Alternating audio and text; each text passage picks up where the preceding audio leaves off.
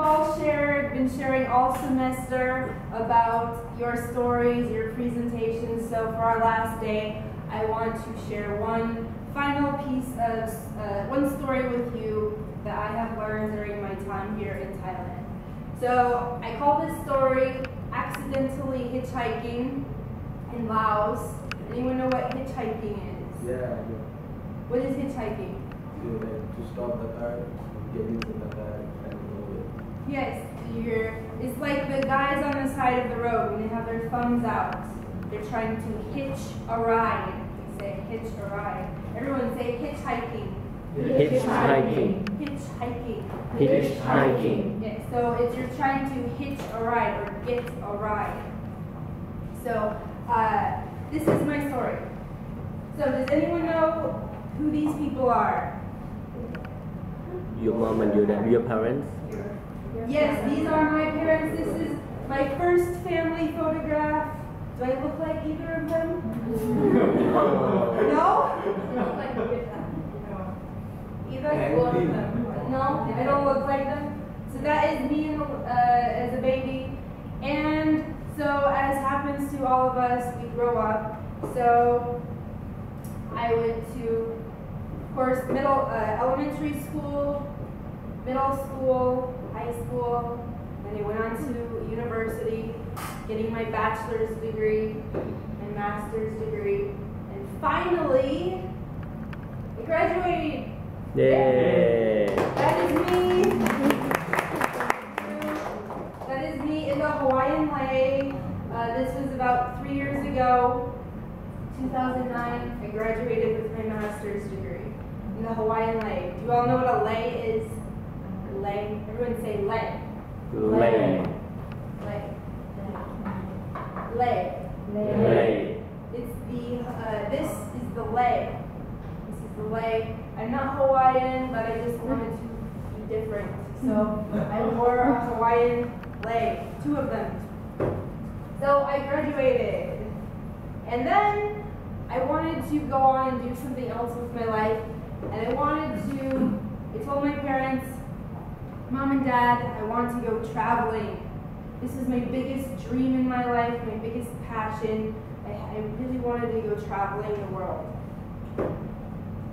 Where do you think I wanted to go? Laos. Phuket, Laos, Samui. Close, you're all pretty close.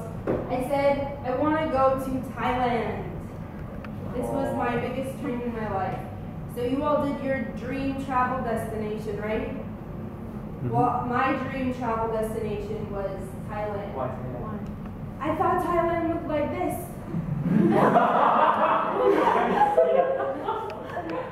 Yes, I thought it was full of beaches, beautiful turquoise water, blue skies, palm trees. How does it turn out? And yes, it was close. So I didn't actually end up on a beach, but it came close. So I told my parents this, and what do you think my parents said? No. Yes. No, yes. Yes. Well, my parents, I'm an only child, I'm an only daughter, Oh. so they told Yes. me, Yes. this was my mom's reaction.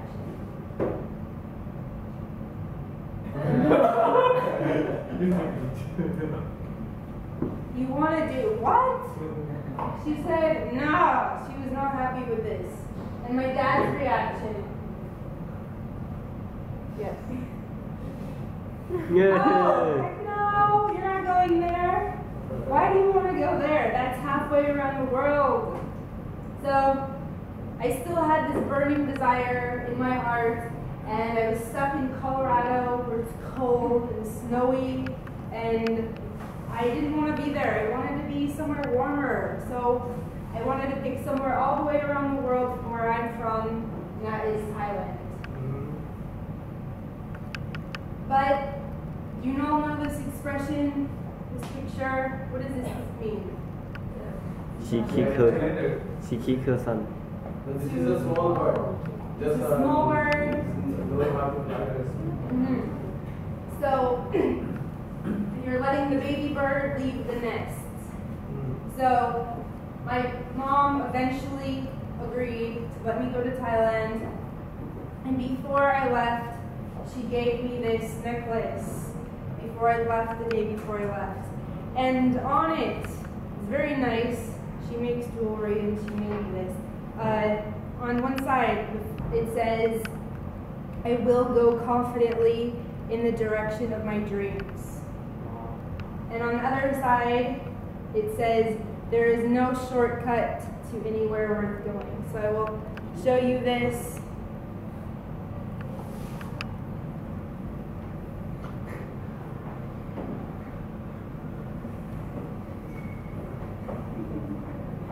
Necklace. So I held on to this the whole way on the plane. I was gripping it really tight. I was so nervous to come to Thailand because I had never been here before. I didn't know anybody. I didn't speak any of the language. So I knew I would be facing some challenges when I came here. But I still wanted to go. And again, my mom's advice was, go confidently in the direction of your dreams. So that is one piece of advice I want to share with you also. Finally, I did make it to Thailand. Where is this? ABAC. This is ABAC, where we're all at right now. I made it here. It's close. It's close to my dreams, right? Blue skies, palm trees, no water or beach, but it's pretty close. So I made it. I was very happy.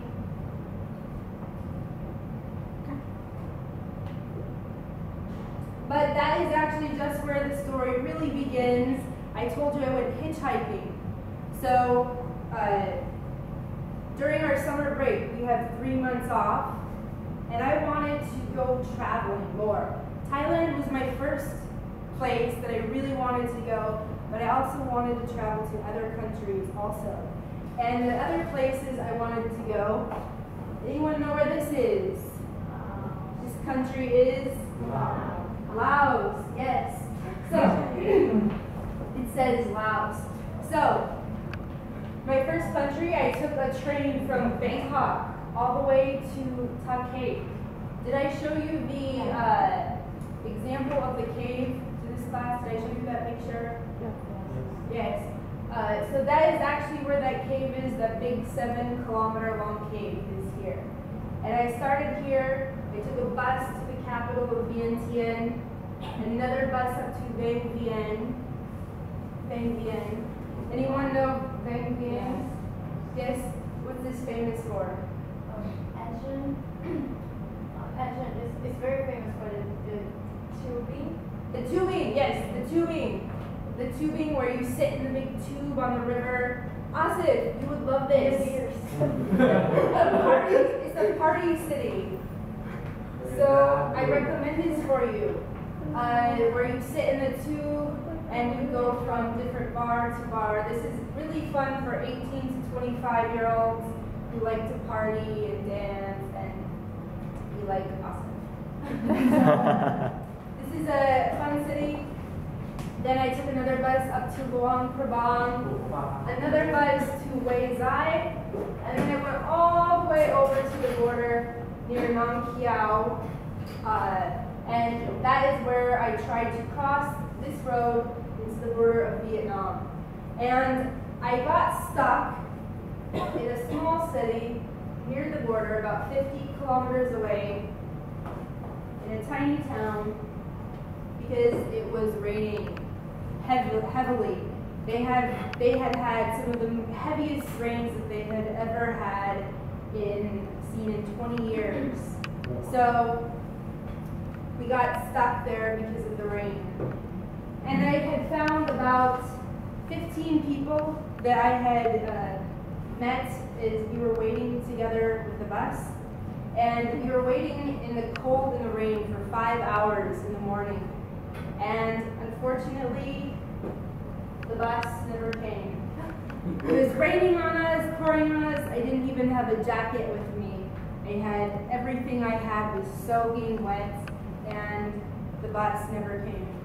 So all these people that I was with, they decided they were going to take a bus 15 hours back to Luang Prabang and take flights to Hanoi, Vietnam. Now, I didn't have enough money to do this, and I didn't want to sit on another bus for 15 hours. So I decided I was going to stay in this town and try to find a different way there. So I have in my personality a sort of determination. I don't like to give up on things easily. So I was going to stay here alone in this town, even though everybody had left. So I was going to try and find a different way. And this is the town. It's called Muang Hua. It's so tiny. It's not even on a map in Laos. And this was where I was waiting in the rain. And I decided I was going to try and find a big truck that could get over the steep mountains, the dangerous, muddy roads. So I bought a poncho and I started knocking on windows of cars who were coming down this road. And one guy, he actually spoke some English, and I asked him, "Can I get a ride with you? I will pay you all of the money I have left if you take me to the border of Vietnam."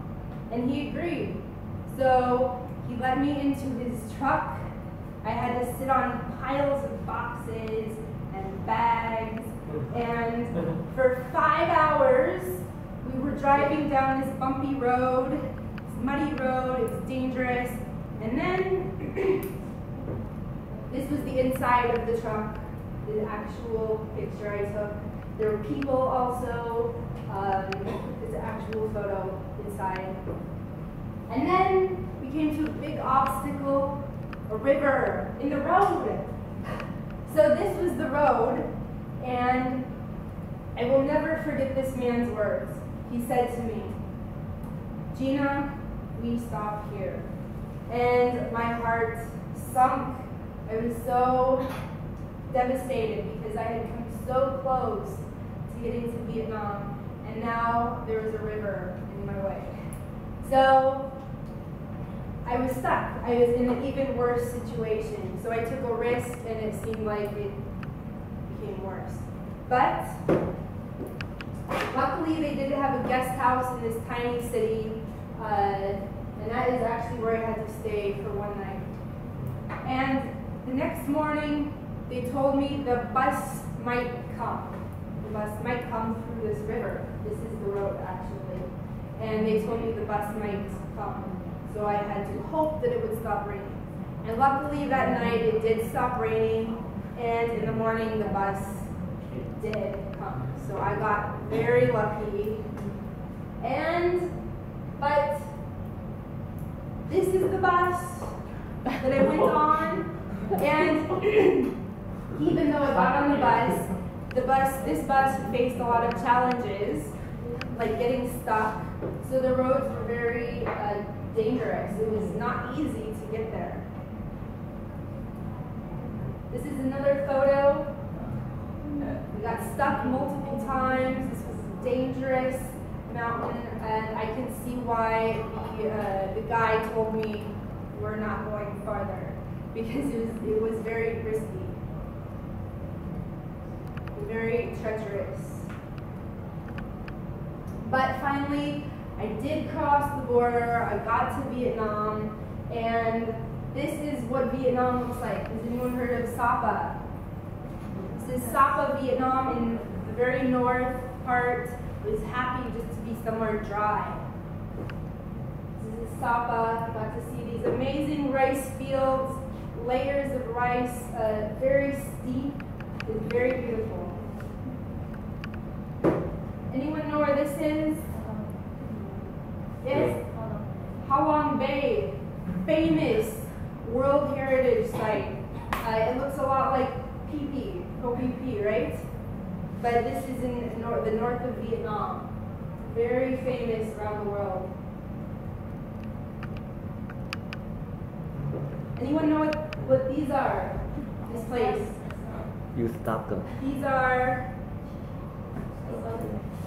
Coochie tunnels. This is in southern Vietnam, near Ho Chi Minh City. This is a very historical place where part of the Vietnam War was fought. The Vietnamese soldiers would hide in these tunnels, and they were too small for the American soldiers, so they would hide from them in these tiny tunnels. So I got to visit these amazing landmarks, historical places, and it's very beautiful. But the point of my story is this: always follow your own path, even if it means going alone. So when all of those 15 people went and took the same path, I decided I wasn't going to do that. That was not what was right for me. So even though everybody else was doing one thing, if it doesn't fit with you, I say do your own path. It doesn't matter if everybody else is doing something different. And if you're going to dream big. Okay? I wasn't satisfied in America. I didn't want to go down the normal path. I didn't want to get a job. Well, I had to get a job, but get a job, get a boyfriend, get married, have kids. I didn't want to do the typical American dream. I wanted to travel the world. So if you're going to dream big. Is my advice. And follow your dreams and don't stop until you reach them. It can take time. It took me many years to reach my goals, but with a lot of persistence, you can reach it. And finally, never give up. You can't give up. Even if you are stuck in Laos and there's a river in your path and you think there is no way out, there is. You have to find it.